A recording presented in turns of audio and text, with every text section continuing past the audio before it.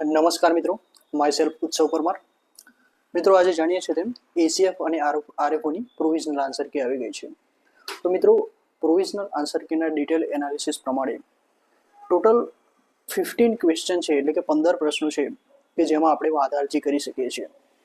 આ જે 15 પ્રશ્નો છે એ જેન્યુઅન ક્વેશ્ચન છે અને જેન્યુઅન રિસોર્સિસના આધારે મેં આ 15 ક્વેશ્ચનમાં વાંધા કરવાનું આ લેક્ચર બનાવેલું છે. બરાબર. તો મિત્રો વન બાય વન આપણે લેક્ચર સ્ટાર્ટ કરીએ અને મારા જીપીએસસીના એક્સપિરિયન્સના આધારે આજે આપણે વાંધારજી માટેના ક્વેશ્ચન સ્ટાર્ટ કરીએ. તો મિત્રો આમાં જેટલા પણ નંબર છે એ દરેક નંબર પ્રોવિઝનલ આન્સર કી પ્રમાણે મેં આપેલા છે. જેમ કે પ્રોવિઝનલ આન્સર કીનો ક્વેશ્ચન નંબર 8 અહીંયા જોઈ શકો છો મિત્રો કે which of the following statement is or are correct. તો સૌપ્રથમ તો આ ક્વેશ્ચનની એપ્રોચ કરતા પહેલા એક્સટેન્સિવ અને ઇન્ટેન્સિવ કલ્ટિવેશન ખબર હોવી જોઈએ. એક્સટેન્સિવ કલ્ટિવેશન જે રહ્યું મિત્રો એ પ્રોડક્ટિવિટીના આધાર રાખે છે અને ઇન્ટેન્સિવ ફાર્મિંગ જે રહ્યું એમાં કેવું કે જે ઇરિગેશનથી લઈને જેટલી પણ વસ્તુ ઉપયોગમાં લેવામાં આવતી હોય એવું વધારે ઇન્ટેન્સિવ એટલે કે વધારે પ્રમાણમાં ઉપયોગમાં લેવામાં આવે છે. જેમ કે ઇન્ડિયાની જે એગ્રીકલ્ચર પેટર્ન રહી એ ઇન્ટેન્સિવ છે. હવે ઇન્ટેન્સિવ પેટર્નમાં શું હોય કે જે પ્રોડક્ટિવિટી રહી એ ઓછી હોય. તો સ્ટેટમેન્ટ 3 જુઓ મિત્રો, intensive farming records high production પર યુનિટ લેન્ડ. તો આ તો સ્ટેટમેન્ટ ખોટું છે મિત્રો. બરાબર. જે સેકન્ડ સ્ટેટમેન્ટ રહ્યું એ કરેક્ટ સ્ટેટમેન્ટ છે મિત્રો. જ્યાં રિસોર્સિસ જે આ જે આન્સર રહ્યા એના રિસોર્સિસની આપણે છેલ્લે વાત કરીશું. બરાબર છે. પહેલાં તો કયા ક્વેશ્ચનના કયા સાચા આન્સર છે એના ઉપર પહેલાં આપણે ફોકસ કરી દઈએ. તો મિત્રો ક્વેશ્ચન નંબર 8 ની અંદર સેકન્ડ સ્ટેટમેન્ટ એટલે કે ઓનલી 2 ઇઝ કરેક્ટ આન્સર. બરાબર છે. ઓનલી 3 જે રહ્યું એ રોંગ આન્સર છે, કારણ કે આ તો સેટ જ નથી થતું અને આ ડેફિનેશનની વિરુદ્ધમાં થઈ જાય છે. હવે પ્રોવિઝનલ આન્સર કીનો ક્વેશ્ચન નંબર 17, વેનેઝુએલા અને અલ સાલ્વાડોર. આ અલ સાલ્વાડોર એ પ્રથમ કન્ટ્રી હતી કે જેને બીટકોઇનને એક લીગલ ટેન્ડર તરીકે નીકાળ્યું. વેનેઝુએલા જે રહ્યું એની એક પેટ્રો કરન્સી હતી, એની પોતાની એક બીટકોઇન કરન્સી હતી કે જે એને લીગલ ટેન્ડર તરીકે કર્યું. તો વેનેઝુએલા અને El Salvador is correct answer. Central African republic જે રહ્યું એ તો કંઈ સેન્સ જ નથી બનતી અને પરાગ્વેની પણ કંઈ સેન્સ જ નથી. આ તો રોંગ છે. તો ખબર નહીં આ લોકો 2 and 3 કેમ આપેલું છે. મિત્રો આવા બેઝિક ક્વેશ્ચન જો જીપીએસસી કોટા આપશે તો જે જેન્યુઅન લોકો રહ્યા એના પર ક્વેશ્ચન 600 રૂપિયા તો બગાડ્યા. ઓલરેડી 11 થી 12 દિવસ આ લોકોએ પ્રોવિઝનલ આન્સર કીમાં લઈ લીધા, છતાં પણ આ પ્રકારની સિલી મિસ્ટેક કરી ના ચાલે. બરાબર છે. તો આમાં મિત્રો કરેક્ટ આન્સર આવશે એ, ઓનલી 1 and 2. હવે ક્વેશ્ચન નંબર 23. આ તો મિત્રો બેઝિક ક્વેશ્ચન છે. સ્પેક્ટ્રમથી લઈને એનસીઆરટીથી લઈ ઓલ્ડ એનસીઆરટીમાં દરેકમાં આરએસ શર્મા દરેકમાં ક્વેશ્ચન તો આપેલું છે કે ઇન્ડિયાસ વોર ઓફ ઇન્ડિપેન્ડન્સ બુક લઈ એ વીડી સાવરકરે લખી છે. તો મિત્રો આમાં નન ઓફ ધી અબો કેમ આપ્યો આન્સર એ ખબર નથી પડતી. બરાબર છે. તો આમાં કરેક્ટ આન્સર આવશે એ. હવે મિત્રો ક્વેશ્ચન નંબર 89. ક્વેશ્ચન નંબર 89 શેની વાત કરે છે કે with reference to the evolving doctrine of deterrence theory in nuclear age particularly after development of Inol in North Korea, which of the following statement is most accurate? તો accurate સ્ટેટમેન્ટની વાત કરી છે. હવે મિત્રો પહેલાં તો ન્યુક્લિયર ડેટરન્સ શું છે? આપણી ઇન્ડિયાની ન્યુક્લિયર પોસ્ચ્યુલેટ છે જેમાં આપણે એવું વાત કર્યું છે કે મિનિમલ કેરેબલ ડેટરન્સ હોવો જોઈએ. એટલે કે આપણા જે નેબરહુડ અથવા તો આપણા એનિમી છે એ આપણા ઉપર હુમલો કરે એ પહેલાં એમને થોડોક ડર હોવો જોઈએ. આ ડર શેનો હોવો જોઈએ? તો એ ન્યુક્લિયર પાવરનો ડર હોવો જોઈએ. હવે મિત્રો તમે નોર્થ કોરિયા અને સાઉથ કોરિયાના સંદર્ભમાં જુઓ તો સાઉથ કોરિયા પાસે ન્યુક્લિયર વેપન નથી, નોર્થ કોરિયા પાસે ન્યુક્લિયર વેપન છે. તો નોર્થ કોરિયાએ ન્યુક્લિયર વેપન કેમ ડેવલપ કર્યા? સાઉથ કોરિયાને ડરાવવા માટે. બરાબર છે. હવે જીપીએસસીનો આન્સર વાંચો તમે. deterrence is effective only when both side possess second strike capability. તો આ તો મિત્રો એકદમ રોંગ થઈ ગયું. જો બંને સાઈડ જોડે ન્યુક્લિયર પાવર હોય તો બંનેમાંથી કોઈ એકબીજા ઉપર ડરવાના જ નથી ને. તો ડિટરન્સની વિરુદ્ધનું ડોક્ટ્રિન થઈ ગયું. સમજ્યા તમે મિત્રો? તો મોસ્ટ એક્યુરેટ આન્સર જે રહ્યો એ ડી છે. The concept of deterrence has evolved to include asymmetric and non-state threats complicating traditional frameworks. સમજ્યા તમે? જો તમે ન્યુક્લિયરનો ઉપયોગ કરશો તો એ જે ટ્રેડિશનલ જે સિક્યુરિટી મેજર્સ છે તો એને વિરુદ્ધ કરી નાખશે અને એ એસિમેટ્રિક અને નોન સ્ટેટ થ્રેટને પ્રોડ્યુસ કરશે. તો આ જ ABCD એમાંથી મોસ્ટ એક્યુરેટ ડી આન્સર છે, કારણ કે એ અને બી તો એકદમ વિરુદ્ધ છે, બરાબર છે મિત્રો. એટલે આમાં ડી માટે તમે વાંધા કરી શકો છો. હવે ક્વેશ્ચન નંબર 95 જોઈએ. ધોળાવીરા વિશે વાત કરવામાં આવી છે. હવે મોસ્ટ ઓફ જે કોચિંગ ઇન્સ્ટિટ્યૂટ વાળા રહ્યા એમની ફર્સ્ટ સ્ટેટમેન્ટ જે રહ્યું મિત્રો એને રોંગ ગણેલું છે, અને જીપીએસસી પણ રોંગ ગણેલું છે. પણ એકચ્યુઅલમાં મિત્રો આ યુપીએસસી ની અંદર સિમિલર આ ટાઈપનો પીવાયક્યુ પૂછાયેલો છે, બરાબર છે. તો ધોળાવીરા જે રહ્યું એમાં આમાં મિત્રો તમે ધ્યાનથી જુઓ કે આમાં ઓલમોસ્ટ શબ્દનો ઉપયોગ કરવામાં આવ્યો છે. Almost entirely made of stone. તો ઓલમોસ્ટમાં 70% પણ હોઈ શકે, 80% પણ હોઈ શકે, 90% પણ હોઈ શકે, બરાબર. અને મેજોરિટી ઓફ ધોળાવીરા જે રહ્યું એ સ્ટોન એટલે કે પથ્થરના આધારે બનાવેલું છે, અને એમાં અમુક સ્થળે બ્રિકનો પણ ઉપયોગ કરવામાં આવેલો છે, બરાબર છે. તો આમાં ઓલમોસ્ટ શબ્દના લીધે મિત્રો આ સ્ટેટમેન્ટ સાચું છે. અને તમે જેમ કે કોઈ વ્યક્તિનું હિસ્ટ્રી ઓપ્શનલ હશે યુપીએસસીમાં, તો એને ખબર હશે કે જે કાર્બન ડેટિંગથી ધોળાવીરાનું એસ.આર. રાવ દ્વારા ખનન કરવામાં આવ્યું હતું, ત્યારે એમને જે આર્કિયોલોજીકલ એવિડન્સીસ રહ્યા એમાં મેન્શન પણ કરેલું છે કે આ જે રહ્યું એ મેજોરિટી ઓફ સ્ટોનનું બનેલું છે, પણ ઓલમોસ્ટ એન્ટાયરલી એકલા સ્ટોનનું નથી, પણ મેજોરિટી. તો આમાં ઓલમોસ્ટ તો વાત કરેલી છે, એટલે મિત્રો સ્ટેટમેન્ટ 1 સાચું છે આમ સ્ટાન્ડર્ડ રેફરન્સના આધારે જોઈએ તો. તો આમાં મિત્રો બોથ 1 અને 2 માટે તમે વાંધારજી કરી શકો છો. નીતિ આયોગ મિત્રો ખબર નથી કે એક્ઝામિનર જે પેપર સેટર હોય છે આટલા નીચલી કક્ષાના કેમ હોય છે કે એ લોકોને આવા બેઝિક ક્વેશ્ચન ખબર નથી હોતી. નીતિ આયોગની ગવર્નિંગ કાઉન્સિલ હોય એમાં chief minister of all state plus union territory with legislature, એટલે કે જેમ કે દિલ્હી લઈ લો, પોંડિચેરી લઈ લો, જેમાં સીએમ છે, તો એ લોકો પ્લસ જેટલા બી બીજી યુનિયન ટેરિટરી છે એના નોમિનેટેડ રિપ્રેઝેન્ટેટિવ હોય, જેમ કે લેફ્ટનન્ટ ગવર્નર, એમને પણ બોલાવવામાં આવે છે. તો પહેલું સ્ટેટમેન્ટ સાચું છે મિત્રો. આમાં બોથ 1 અને 2 ઇઝ કરેક્ટ આન્સર. સેકન્ડ તો સાચું જ છે કે કોઓપરેટિવ ફેડરલિઝમને પ્રમોટ કરે છે. ક્વેશ્ચન નંબર 114, બરાબર. આ તો મિત્રો એકદમ બેઝિક ક્વેશ્ચન હતું. નોર્મલ જેને જીઓગ્રાફી કરી હશે, જે મિત્રોના જીઓગ્રાફી ઓપ્શનલ હશે કે જેને સારી એવી જીઓગ્રાફી આવડતી હશે એને ખબર હશે. સ્ટેટમેન્ટ 1 તો એક્સટેન્સિવલી સાચું છે. સ્ટેટમેન્ટ 2 ની જોઈએ આપણે વાત. પૂર્ણા રિવર સાઉથ ગુજરાતમાંથી વહે છે અને એનું ઓરિજિનેટ પ્લેસ જે રહ્યું એ મધ્યપ્રદેશ છે. મધ્યપ્રદેશની અંદર ગાવિડગઢ હિલ્સ. હવે આ ગાવિડગઢ હિલ્સ જે રહ્યા એ મહારાષ્ટ્ર અને મધ્યપ્રદેશ બંનેની બોર્ડર ઉપર આવેલા છે. અસિલગઢ હિલ્સ, એના પછી ગાવિડગઢ હિલ્સ આવે, બરાબર. ગાવિડગઢ હિલ્સ મધ્યપ્રદેશ અને એના બોર્ડર ઉપર આવે છે. અને રિસોર્સમાં પણ જોયું મેં કે પૂર્ણા રિવર એ ગાવિડગઢ હિલ્સમાંથી જ અને મધ્યપ્રદેશમાંથી જ ઓરિજિનેટ થાય છે. તો સેકન્ડ સ્ટેટમેન્ટ આ લોકોએ રોંગ આપ્યું છે મિત્રો, એટલે આમાં 1 અને 2 ઇઝ કરેક્ટ આન્સર આવશે. ત્રીજો તો ખોટું જ છે. કેમ? કારણ કે ભીમા રિવર જે રહી એ કાવેરી રિવરને નથી જોઈન કરતી, બરાબર છે.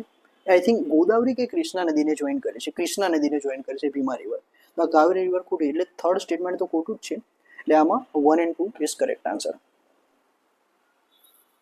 આ મિત્રો ઘણો કન્ફ્યુઝિંગ ક્વેશ્ચન છે. પહેલી તો વાત એ કે આ ક્વેશ્ચનની અંદર ક્રોપ યીલ્ડની ડેફિનેશન પૂછી જ નથી. એકચ્યુઅલી જનરલ સ્ટેટમેન્ટના આધારે આ લોકોએ ક્રોપ યીલ્ડ કીધેલી છે. A crop yield is determined by the total quantity of nutrients available in the soil. હવે ક્રોપ yield એ ન્યુટ્રિયન્ટ્સના આધારે નથી ડિસાઇડ થતી, પણ ન્યુટ્રિયન્ટ્સના લીધે ક્રોપ yield જે રહી એ સારી થાય છે. તો આ ખોટું સ્ટેટમેન્ટ છે, બરાબર. હવે વાત બીજા અને ચોથું સ્ટેટમેન્ટ તો એકદમ ખોટું છે મિત્રો. બીજા અને ત્રીજા સ્ટેટમેન્ટ વચ્ચે કોન્ફ્લિક્ટ છે. Crop yield is restricted by by the least available nutrients, બરાબર છે. તો આ સાચી વાત છે કે જો ન્યુટ્રિયન્ટ્સની સંખ્યા એ ઓછામાં ઓછી હશે, બરાબર, તો ક્રોપ યીલ્ડ ઘટશે. તો આ સાચી વાત છે. સ્ટેટમેન્ટ 2 ઇઝ રોંગ, સાચું છે. અને સ્ટેટમેન્ટ 3 પણ સાચું છે. કેમ? Crop yield is determined by the most abundant nutrient. તો આ તો મિત્રો સાચું થઈ ગયું, બરાબર છે. જેટલા સોઇલની અંદર ન્યુટ્રિયન્ટ્સ વધારે હશે, જેમ કે મેજર ન્યુટ્રિયન્ટ્સ અને minor nutrients, NPK major nutrients છે અને બીજા માઇનર ન્યુટ્રિયન્ટ્સ છે, બરાબર છે. તો જેમ ન્યુટ્રિયન્ટ્સની સંખ્યા વધારે હશે તેમ ક્રોપ યીલ્ડ જે રહી એ વધારે હશે, બરાબર છે. તો યસ, ક્રોપ યીલ્ડ એ ન્યુટ્રિયન્ટ્સના આધારે ડિટરમાઇન કરી શકાય છે. તો સેકન્ડ 2 અને 3 સ્ટેટમેન્ટ જે રહ્યું મિત્રો એ સાચું સ્ટેટમેન્ટ છે, બરાબર. ઓનલી 2 ખબર નહીં કેમ આપ્યું, 3 સ્ટેટમેન્ટ સાચું જ છે, કારણ કે આ બંને કોન્ટ્રાડિક્ટ થાય છે એકબીજાના. બરાબર છે, એટલે આમાં 2 અને 3 માટે તમે વાંધા અરજી કરી શકો છો. હવે આ મિત્રો આ તો બેઝિક ક્વેશ્ચન થયો. અજંતા કેવ્સ જે 7વાહન ડાયનેસ્ટી દરમિયાન બની હતી, 2nd century BC. Modhera sun temple અને રાણીની વાવ, આ બંને વચ્ચે કોન્ફ્લિક્ટ જીપીએસસી ને લાગ્યો. હવે મિત્રો રાણીની વાવ જે રહી એ ક્વીન દ્વારા ઉદયમતી દ્વારા બનાવવામાં આવી હતી. બરાબર. હવે પહેલા મિત્રો તમે એમ કહો કે પહેલા ક્વીન આવે કે રાજા હોય. કોઈ રાજા કિંગડમમાં હોય, પછી એ રાજા મોટો થાય, પછી એ ગાદી ઉપર આવે, શાસન કરે, પછી એ મેરેજ કરે, અને પછી ક્વીન આવે, અને ક્વીન જે રહી એ રાણીની વાવ બનાવે. તો પહેલા મોઢેરા સન ટેમ્પલ કિંગ બનાવશે કે રાણી બનાવશે? આ બેઝિક જનરલ સેન્સના આધારે પણ ખબર પડે. આ તો મિત્રો કોઈ બુકમાં પણ શોધવું મુશ્કેલ છે. મેં ગૂગલનો ઉપયોગ કર્યો, તેમાં Ajanta caves 2nd century BC something બની હતી. મોઢેરા સન ટેમ્પલ 1026 થી 27માં બન્યું. સીદી સૈયદની જાળી જે રહી એ આપણા ગુજરાતની સ્વતંત્ર સલ્તનત એટલે 15મી 16મી શતાબ્દીમાં બન્યું. રાણીની વાવ 1061 થી 68માં બની. તો સાચો આન્સર જે છે મિત્ર એ થાય, ના કે બી. બરાબર છે. 130 નંબરનો question. Financial centre where an innovation of the era of globalisation. બરાબર છે. Their relevance is exalted in the presence of intensified competition to attract global capital. જે ગ્લોબલ ફાઇનાન્શિયલ હબ છે, બરાબર છે, એ એના આધારે એસ્ટાબ્લિશ થાય છે કે જે ગ્લોબલ કેપિટલ છે એ એટ્રેક્ટ કરી શકે. બરાબર. હવે સ્ટેટમેન્ટ 2 વાંચો. GIFT City provides a glimpse into India's advancement towards creating enabling ecosystem for attracting and channeling global capital. તો બંનેમાં મિત્રો કેપિટલની તો વાત થઈ જ છે. ગિફ્ટ સિટી એ શું છે? ગ્લોબલ ફાઇનાન્શિયલ સેન્ટર છે. બરાબર. તો એ એના માટે બનાવવામાં આવેલું છે કે જેથી ગ્લોબલ ફાઇનાન્શિયલ કેપિટલ એટ્રેક્ટ થાય. તો આમાં જીપીએસસી બી આન્સર સાચો આપેલો છે કે both is correct but reason is not explanation of assertion. જ્યારે હું કહીશ કે reason is determines the question. બરાબર. એટલે ક્વેશ્ચન નો એ આન્સર રહ્યો એ સાચું છે, નહીં કે બી આન્સર. બરાબર છે. તો આ મિત્રો આ ટાઈપના ઇઝી ક્વેશ્ચનમાં પ્રોવિઝનલ આન્સર કીમાં મિસ્ટેક થાય એવું આપણે એક્સપેક્ટ ના કરી શકીએ, બટ વેલ તમે વાંધા અરજી કરી શકો છો. 2011નો સેન્સસ. હવે મિત્રો આનો ડેટા જોઈતો હોય ને તમારે તો Indian economic development book NCERT. બરાબર. એમાં બેઠું આપેલું છે. સ્ટેટમેન્ટ 1 જો. Lakshadweep holds the first rank in India with respect to male effective literacy rate. હવે literacy rate average male plus female જોવા જઈએ તો કેરાલાનો વધારે છે અને બીજા નંબર ઉપર લક્ષદ્વીપ છે. બરાબર છે. તો આ પહેલું સ્ટેટમેન્ટ ખોટું છે, કારણ કે મેલ લિટરેસી રેટમાં કેરાલા પહેલા નંબર ઉપર છે. નો ડાઉટ ફિમેલ લિટરેસી રેટમાં Lakshadweep holds the first rank. બરાબર છે. અને ત્રીજું તો સાચું જ છે. એટલે આમાં મિત્રો ઓનલી 1 આન્સર આપેલો છે, પણ સાચો આન્સર છે 2 and 3. આનો સોર્સ NCERT તમને મળી જશે. Question number 147. Consider the following statement about ocean temperature. મિત્રો આ લોકો જીઓગ્રાફી ઓપ્શનલની જે તૈયારી કર્યો, જેમ કે મારો જીઓગ્રાફી ઓપ્શનલ હતો, તો ડિટેલ તમે સ્ટડી કરી હોય તો તમને આ ક્વેશ્ચનનું જે સેકન્ડ સ્ટેટમેન્ટ રહ્યું એ ખબર પડશે. પહેલું સ્ટેટમેન્ટ તો સાચું જ છે. બરાબર છે. સેકન્ડ સ્ટેટમેન્ટમાં કોન્ટ્રાડિક્શન છે. હવે ઇક્વેટર છે ત્યાં સૌથી વધારે રેનફોલ થાય છે.